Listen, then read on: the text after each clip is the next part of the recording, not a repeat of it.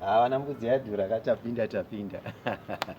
Wasawira wenyu weTap and Go vaonawo zvakakodzera kuti muna October inova breast cancer month vakati tingopawo tibatsirewo nema-free rides anga ariko nezuro nanhasi kuitira kamadzimai anogarawo kure nema-screening center vachida kunochekwa mabreast avo. Saka vatipawo ma-free rides iwayo. Zvisinei kana usinawo kukwanisa kunge wapinda ipapo, aiwa zvizhinji zvaunogona kuwana kuTap and Go.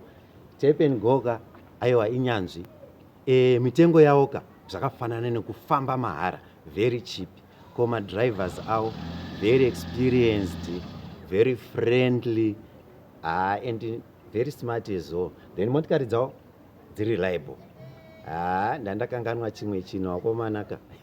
Uchingopinda unobva waiswa free wifi. Ipapa ndaisodai zvazvichita ndaitoenda kuBulawayo chaiko but ndatosvika. Vamutyairi. Aiwa good day ndinofonera. By the way, munongo downloada mukaenda paGoogle app, mo downloada app inonzi Tap and Go, then you are good to go. Aiwa reliable.